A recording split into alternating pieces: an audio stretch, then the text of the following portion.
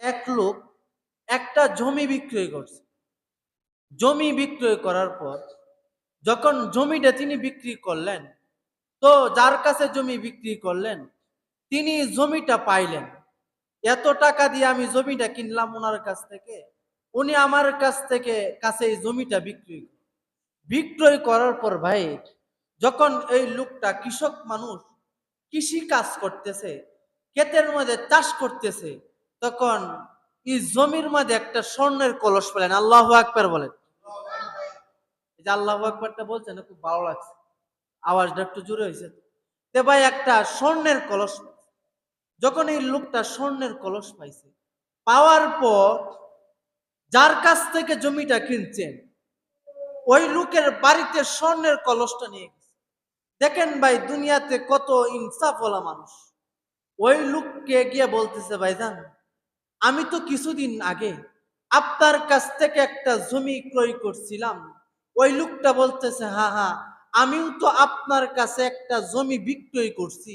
তখন হ্যাঁ, আপনার ক্রেতা লোকটা বলতেছে, ভাই যখন আমি কৃষক মানুষ, যখন আমি ক্ষেতের মধ্যে চাষ করতে শুরু করছি, যখন আমি লাঙ্গল দিয়া ক্ষেত আপনার হাল বাইছি, তখনই আপনার এই কিনাকিত জমিটার মধ্যে একটা স্বর্ণের কলস পাইছে। আল্লাহু আকবার। তখন বলতেছে, ভাই স্বর্ণের কলস পাইছেন তো আপনার তো সোনালী কপাল, কারণ আমার জমি আপনার কাছে বিক্রয় করে দিছি, এখন আপনি জমির মধ্যে স্বর্ণের কলস পাইলেন। ভাই আপনার মতন সৌভাগ্যবান ব্যক্তি আর দুনিয়াতে কে আছে? তখন লোকটা বলতেছে, ভাই দেখেন আমি আপনার কাছ থেকে জমি ক্রয় করেছি, কিন্তু এই স্বর্ণের কলসটা তো আপনার কাছ থেকে ক্রয় করি। কাজে ভাই জমিটা আমার ঠিক আছে, কিন্তু এই জমির মধ্যে যেহেতু স্বর্ণের কলস পাইছি, কাজে ভাই আমি চিন্তা করলাম, আমি তো মুসলমানের সন্তান, আমি তো মুসলমানের ঘরে জন্ম নিছি, আমার বাবা মুসলমান, আমার দাদা মুসলমান, আমার 14 গোষ্ঠী মুসলমান। আমি চিন্তা করলাম এই কলসটা যদি এইভাবে নিয়ে যায় তাহলে হইতে পারে হাসরের দিন যদি আল্লাহ জিজ্ঞাসা করে, বান্দা জমি তুই কই করছিলে, কলসটা তো তুই কই করছিলে না স্বর্ণের, কাজেই এই জমি বিক্রেতাকে কি কলসটা কেন ফেরত দিলে না? এই কারণে ভাই আমি আসছি, ভাই এই স্বর্ণের কলসটা আপনার, কাজে জমি বিক্রি করছেন আমার কাছে, কলস বিক্রি করেন নাই আমার কাছে। আল্লাহু আকবার বল। কত ইনসাফ হলো! লোকটার চোখ দিয়ে টলবল করে পানি চলে আসে। ভাই জীবনে কত মানুষের সাথে লেনদেন করলাম, মানুষ টাকা কি মেরে খায়, আর আমি ভাই আপনার কাছে জমি বিক্রয় করলাম, এই জমির মধ্যে আপনি স্বর্ণের কলস পাইলেন হাল চাষ করতে গিয়া, আর আপনি স্বর্ণের কলসটা নিয়ে আসছেন আমার কাছে, আর আপনি বলতেছেন এই কলসটা আমার। কাজেই ভাই আমি আপনার জন্য দোয়া করি, আপনার মতো নেককার সন্তান যেন, আপনার মতনই উত্তম মানুষ যেন প্রত্যেক ঘরে ঘরে আল্লাহ তৈরি করে দেয়। আল্লাহু আকবার।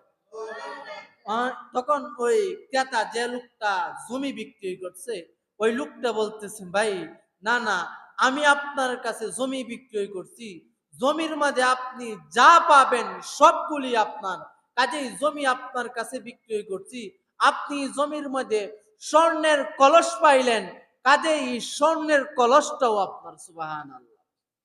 প্রথম ব্যক্তি বলতেছে, না ভাই কলস এটা আপনার। দ্বিতীয় ব্যক্তি বলতেছে, না ভাই স্বর্ণের কলসটা এটা আপনার। ক্রেতা এবং বিক্রেতার মাঝে স্বর্ণের কলস নিয়ে ঝগড়া লাগছে। কি লাগছে? এখন ভাই আমার আপনার বেলা হইলে কি অবস্থা?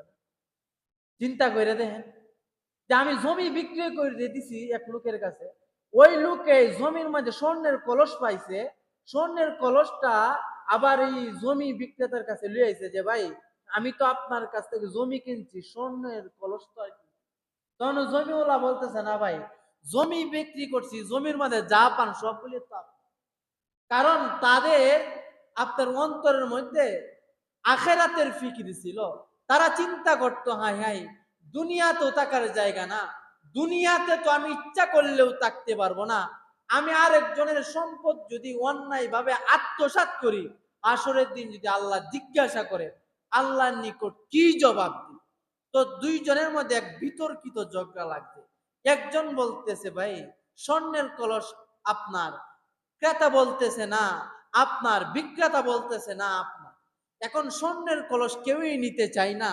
তো প্রথম জন মনে করলেন যে হয়তো এই লোকটা আমারে গরিব মনে করে স্বর্ণের কলসটা দিয়ে দিতে চাই। দ্বিতীয় জন মনে করতেছে না, প্রথম জন মনে হয় আমারে দরিদ্র মনে হয় রে কি স্বর্ণের কলসটা দিয়ে দিতে চাই। তো ভাই কাজী সাহেবের কাছে বিচার দিছে, বাজান দেখেন আমি একটা স্বর্ণের কলস পাইছি, উনি আমার কাছে জমি বিক্রি করছে, কাজেই স্বর্ণের কলসটা উনি নিতে চায়। দ্বিতীয় জন বলতেছে না ভাই এই স্বর্ণের কলসটা উনার। এই দুইজনের মধ্যে আপনার মোটামুটি চলছে তুমুল কি মহব্বতের ঝগড়া। কি এর ঝগড়া ভাই? মহব্বতের ঝগড়া চলছে। বিচারক তো এই কথা শুনে, এই আলোচনা শুনে আশ্চর্যান্বিত হয়ে যায়। আর এই দুনিয়াতে এমন মানুষও আছে স্বর্ণের কলস একজনকে দিতে চায়, একজন নিতে চায় না, দ্বিতীয় জনকে দিতে চায়, দ্বিতীয় জনও নিতে চায়। বিচারক চিন্তা করলো, হায় হায়, যে জমিটা বিক্রয় করছে ওই তো ওই লোকটা তো দেখা যায় দুনিয়া আর কিনা লুবি না, আর যে জমি ক্রয় করছে ওই লোকটাও তো দেখা যায় দুনিয়া দারিদ্র না। কাজেই কি করা যায়? কাজেই বিচারক বলতেছে, ভাই আপনার কয়জন ছেলে? জমি বিক্রেতাকে বলতেছে আপনার ছেলে কয়জন? বলতেছে ভাই আমার একটা ছেলে দুইটা মেয়ে। তো যিনি জমি ক্রয় করছে উনাকে বলতেছে, ভাই আপনার কয়টা ছেলে কয়টা মেয়ে? বলতেছে যে ভাই আমার দুইটা মেয়ে দুইটা ছেলে। তো জমি ক্রেতাকে বলতেছে, ভাই আপনার ছেলেকে নিয়ে আসেন। আর জমি বিক্রেতাকে বলতেছে, ভাই আপনার মেয়েকে নিয়ে আসেন। এই দিক দিয়া যিনি জমি বিক্রয় করলো উনার ছেলেরে আনলো, আর যিনি জমি ক্রয় করলো একদিক দিয়ে আপনি যিনি জমি বিক্রয় করলো উনার ছেলেরে আনলো, আরেক দিক দিয়ে যিনি জমি ক্রয় করলো তার মেয়েরে আনলো। আনার পরে কাজী সাহেবকে ডাকাইলো। ডাকায় বলতেছে, ভাই যে লোকটা জমি ক্রয় করছে ওই লোকটাও নেককার, আর যে লোকটা জমি হ্যাঁ বিক্রয় করছে ওই লোকটাও নেককার। কাজেই কাজী সাহেব আপনি তাদের ক্রেতা এবং বিক্রেতা এই দুইজন ছেলে মেয়ের মধ্যে বিবাহ দেন। আল্লাহু আকবার বলে। কারণ তাদের উভয়জনের মা বাপ কি নেককার এবং ফরহেজগার, এবং এই স্বর্ণের কলসটা তাদের উভয়ের মধ্যে মোহর হিসাবে দিয়ে দেন। আল্লাহু আকবার। দেখেন ভাই তারাও তো মুসলমান, আমি তো মুসলমানের, আমি তো ভাই নামে মুসলমান, কামে কিন্তু মুসলমান। ভাই আপনি দেখেন সিনেমা হলের সিটগুলি কিন্তু মানুষ দিয়ে টইটুম্ব, ট্রেনের সিটগুলি আপনার 10 দিন আগ থেকে সিট পাওয়া যায় না অনলাইন, সমস্ত সিটগুলি আপনার ভরপুর। স্টেডিয়ামের আপনার গ্যালারির সমস্ত সিটগুলি মানুষে উপচে পড়া ভিড়। কিন্তু মুসলমান কষ্টের বিষয় হইল স্টেশনে মানুষের অভাব নাই, বাজারে মানুষের অভাব নাই, দোকানে মানুষের অভাব নাই, শাস্ত্রলে মানুষের অভাব নাই, পৃথিবীর সব জায়গায় মানুষের অভাব নাই, কিন্তু মানুষের অভাব হইল আল্লাহর ঘর মসজিদ। ঠিক আছে না ভাই? মানুষের অভাব হইল মসজিদে। আল্লাহ পাক রব্বুল আলামিন বলতেছেন, হে দুনিয়ার মানুষ, তুমি তোমার মোবাইলে চার্জ না থাকলে মোবাইলকে চার্জ করার জন্য কোথায় নিয়ে যান? কারেন্টের মধ্যে আমরা চার্জ করি। আপনার অটো রিক্সার মধ্যে চার্জ না থাকলে কারেন্টের মধ্যে চার্জ করান। আপনার অটো রিক্সা নষ্ট হয়ে গেলে গ্যারাজে নিয়ে যান। আপনার সিনজির মধ্যে তেল না থাকলে পাম্পে নিয়ে যান। আপনার প্রাইভেট কারের মধ্যে তেল না থাকলে পাম্পে গিয়া তেল ভরেন। আল্লাহ দুনিয়ার মানুষকে বুঝাই, হে দুনিয়ার মানুষ, আমি আল্লাহ একটা পাম্প করলাম। আল্লাহু আকবার। দুনিয়াতে তোমরা দেখো না জায়গায় জায়গায় তেলের পাম্প আছে, ঘরের জায়গায় জায়গায় মোবাইল চার্জ দেওয়ার জন্য সকেট আছে না ভাই? ঘরের জায়গায় জায়গায় কি আছে? মোবাইল চার্জ করার মতো যন্ত্র আছে, জিনিস আছে। আল্লাহ দুনিয়ার মানুষকে বুঝাই, হে দুনিয়ার মানুষ, আমি আল্লাহ একটা পাম্প করলাম, এই পাম্পটার নাম হইল মসজিদ। আল্লাহু আকবার। তোমার অটোর মধ্যে চার্জ না থাকলে কারেন্টের মধ্যে চার্জ করাও, তোমার সিনজির মধ্যে আপনার গ্যাস না থাকলে তোমার সিনজির মধ্যে পাম্পে গিয়া গ্যাস ভরতে চিল্লা, দুনিয়ার পাম্প চিনলা।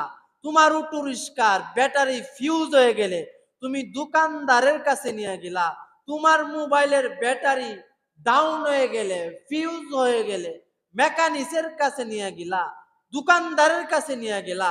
আমি আল্লাহ একটা দোকান খুলছি, আল্লাহকে জিজ্ঞাসা করি, আল্লাহ আপনি কি দোকান খুললেন, আপনি কি তেলের পাম্প খুললেন? আল্লাহ বলেন আমি জায়গায় জায়গায় মুসলমানদের ইমানি ব্যাটারিগুলি চার্জ করার জন্য জায়গায় জায়গায় মসজিদ স্থাপন করছে। আল্লাহু আকবার।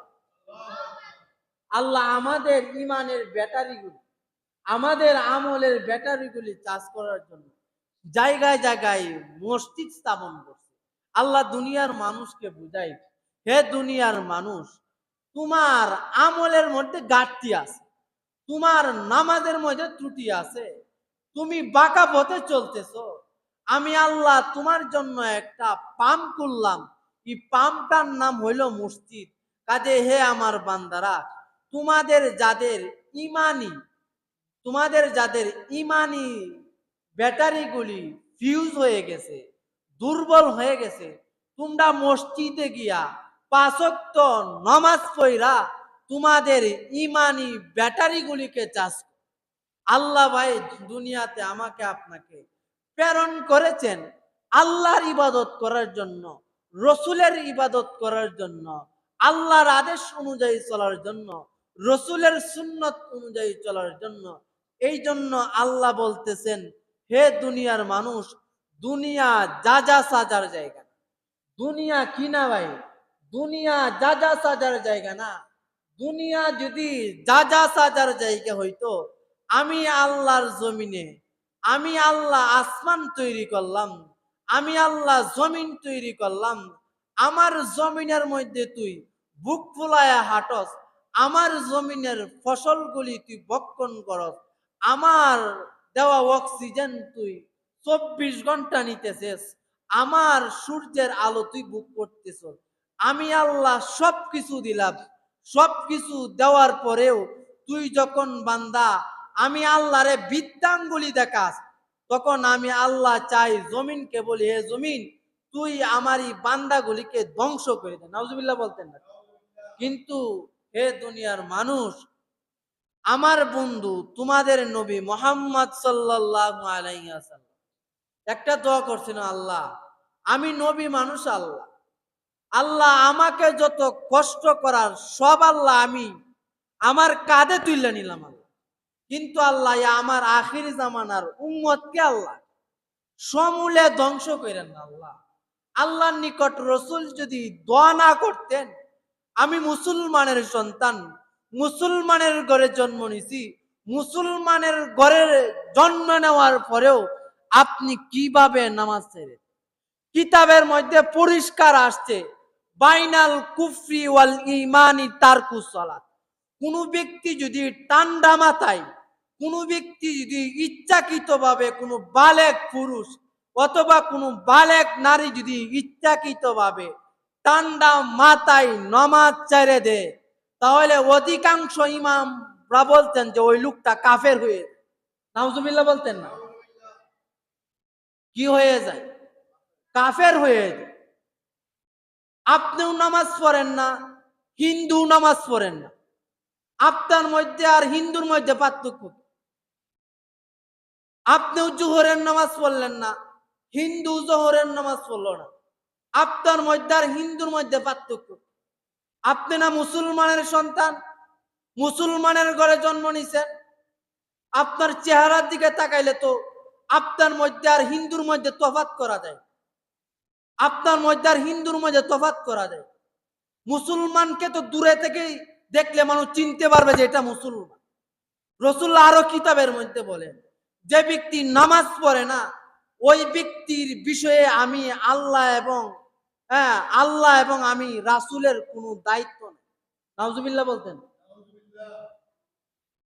যে ব্যক্তি নামাজ পড়ে না, নামাজ পড়ে, রাসূল উম্মতকে বুঝায় উম্মত, যে ব্যক্তি নামাজ পড়ে না, হাসরের ময়দানে আমি রসুল ওই লোকের দিকে তাকাইবই না। রসুল সব বিষয়ে একটু শিথিলতা করছে, কিন্তু নামাজের বিষয়টা খুব কঠিন করছে। রসুল উম্মতকে বোঝায়, উম্মত যদি তুমি দাঁড়ায়া নামাজ না পড়তে পারো, বৈশা নামাজ পড়ো। যদি বৈশা নামাজ না পড়তে পারো, শুয়া নামাজ পড়ো। শুয়েও যদি নামাজ না পড়তে পারো, চোখের ইশারা নামাজ আদায় করো।